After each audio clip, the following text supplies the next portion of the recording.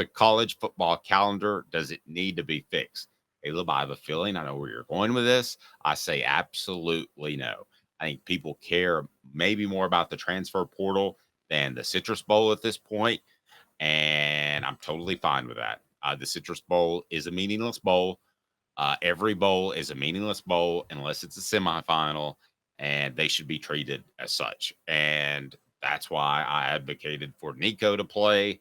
Uh, Listen, the bowl games are about to take a huge, monstrous backseat, and I think that it's just going to be an exhibition game to get better for next year if you don't make a 12-team playoff. So no, I'm cool with it. You're crazy. The college football calendar absolutely has to be fixed. What happens? So with the For NFL, for us or for coaches? For both. I don't think it's look, I was trying to stay up on things over the weekend, guys, while also like getting set for the start of bowl season and just trying to, me personally gambling on bowls, trying to figure out my research on the teams I wanted to gamble on. And Caleb does not have a problem. And guys, I was having a mental breakdown almost trying to figure out everything. And this is a big problem. Think about what we're talking about. Let's do the NFL. Dave, what does the NFL do? They have the postseason. Then they have the schedule reveal. Then they have the draft. Then they have free agency. They have 2 rounds of free agency, one before and one after the draft. This is all spaced out. College football has decided, hey, it'd be great if we put all of this in like a 2-week period, okay? And so the regular season ends at Thanksgiving weekend. I've always been good with that. Don't change that. I love it starting Labor Day and ending Thanksgiving. It's like perfect symmetry, isn't it? With that, and I'll tell you, Caleb, I love you, but you're dead wrong. From a national standpoint, college football fell off the map for the first couple of weeks in December. Now it's a very relevant month, and it's going to continue to be that with the playoff and the NIL. Well, not first couple of weeks. It stayed relevant the first week because conference championship week was always the first week of December. It was the next 2 weeks usually. I know, but first week, the next couple of weeks. Yes, I mean. because college football has this idea of wasting a whole Saturday for the stupid Army-Navy game. I'm sorry, I sound unpatriotic and I'm ranting, but I love college football, and you sacrifice a whole week for one game. Okay, anyways, what I will say is my problem. I love that, by the way, but go ahead. College football has 180'd itself. You're right, it became totally irrelevant. But you have the transfer portal now. And you moved up the early signing period. You started the early signing period. This is the one that drives me crazy. Dave, we're covering the transfer portal stuff and all this craziness. And literally at the same time, the early signing period is tomorrow. National Signing Day starts tomorrow. That's the de facto National Signing Day. Remember when that took up a whole 2 weeks on its own covering it? This is driving me crazy. So you have the portal. You have coaching carousel. You have postseason. By the way, college football playoff is going to start in mid-December next year, which is another. So portal, playoff, coaching carousel, recruiting at its peak, all within a 2-week period. Spread it out. When you should move this early signing period up? Move the early signing period to, what do you think of moving the early signing period to mid-July, Dave? Move it to mid-July, and then you. Oh, no. You're accidentally stealing my idea from 15 years ago. You wouldn't have known about it, but I said that Tennessee or that college football should have the early signing period in mid-July, early August, and I would say more like maybe even late August, because you can come see practice if you're a prospect, and really all you're trying to get out of the early signing period are the just dyed in the wool fans of your school that are there, absolutely going to be at your school. They grew up and their dad went there, so they don't have to be bugged throughout their senior season. That's what I would suggest from the get, is having the early signing period in the beginning. Now you may only have 6 or 8 or 10 as opposed to 20 in the early signing period, which Tennessee should have tomorrow, but I would just lock up the ones that know that they don't want to be pestered anymore. And by the way, I love the Army-Navy game, and it does deserve its own weekend. But that's my take. So, I would love it if the early signing period is moved to August. Yeah, I would actually move it to mid-July. I get your point with practice, but I think that's what spring practice is for. And so I would move it to mid-July, and that way That way, when July starts, late July, all the way through December, you don't have to cover recruiting. You're covering the season. Okay. You start with SEC Media Days, which you and I both agree is like the de facto start of the preseason, right? SEC Media Yeah. Days. Yeah. Yeah. I would actually move it back. Move all the media days to like the last week of July. Josh Pate brought this up recently. Move it all to the last, like right before practice starts. So like that way, the media days is the de facto start of preseason for everybody.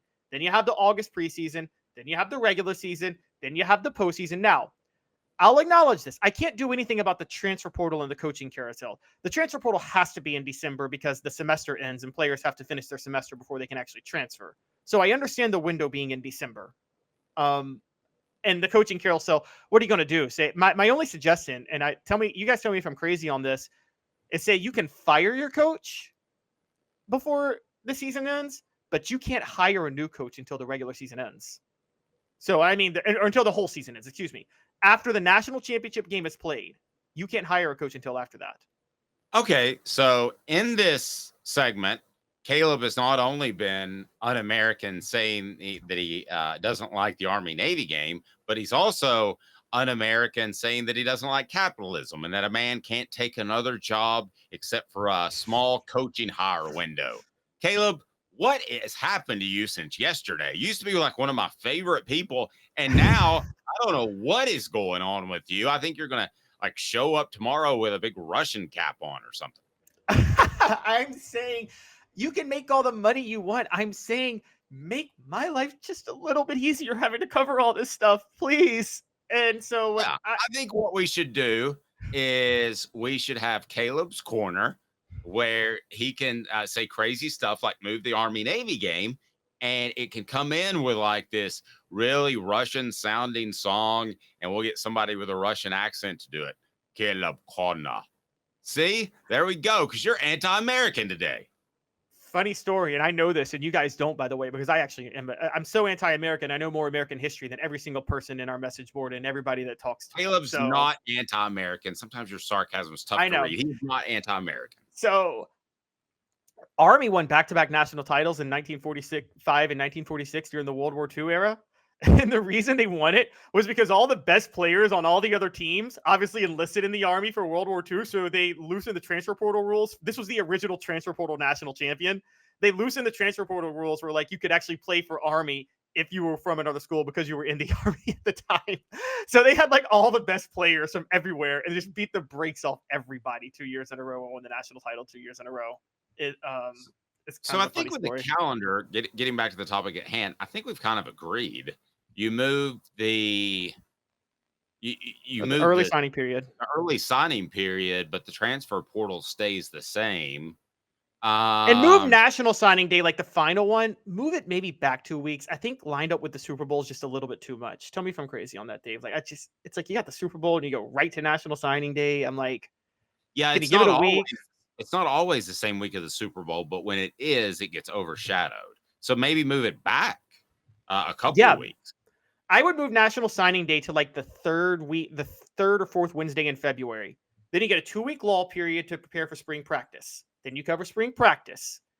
And then again, after spring practice ends in the spring game, you get another lull period. Another thing they're doing, Dave, you saw the SEC did its schedule reveal. We covered that last week. Why are they doing the schedule reveals right now? Wouldn't it be epic if they had a huge schedule reveal moment in like May when nothing's going on and we could talk about it?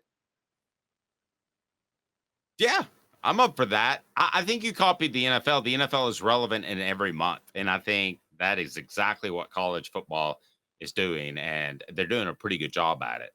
No, that's what they need to do. That's not what they're doing right now. Well, no, they're making steps. The first step for the NFL, I mean, I'm older than you, but the first step for the NFL, they made the NFL relevant in April by further promoting the draft and making it a big deal.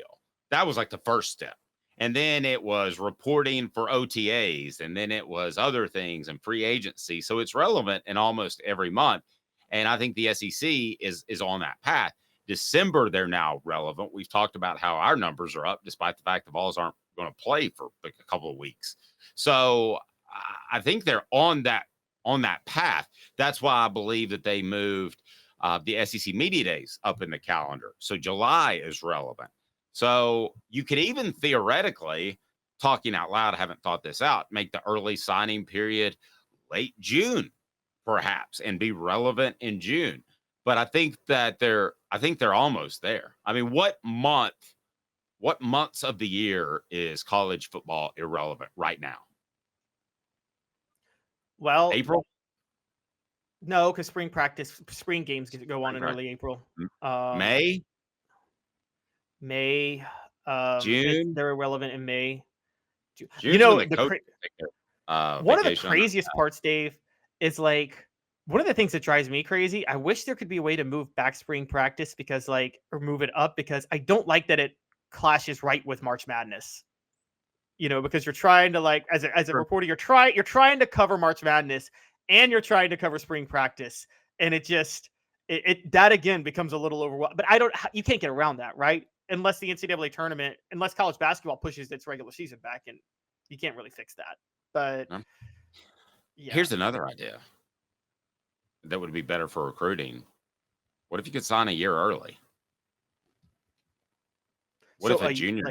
What if a junior could sign on the second signing day in February? And let me get your thoughts on that, because that way you have the transfer portal. It's not like he's stuck forever. So if he's not happy with it, but those dyed in the wool guys that are going to be Vols or Crimson Tide players or Dogs or whatever, you go ahead and get out of the way. Mull that over. Customer service still matters. That's State Farm agent Don Self. For well over 40 years, they have built their business and reputation on taking care of their customers. They're in Collegedale and Ooltewah, the greater Chattanooga area. When you want that claim filled, you want Don Self. Don Self, your neighborhood State Farm agent, 423-396-2126, or go to donself.net. It's right below, 423-396-2126, or go to donself.net. So what about juniors being able to sign on the second signing? If you're thinking from the point of relevancy for college football, though, Dave, you don't want that, because you want as much news possible in June for the early signing period. Because if a player signs in June, if a player in February for a junior for the next class signs in February, it's going to get overshadowed by the class, the actual signing class of that year, won't it? That's what everybody's going to talk about. Yeah, so. fair.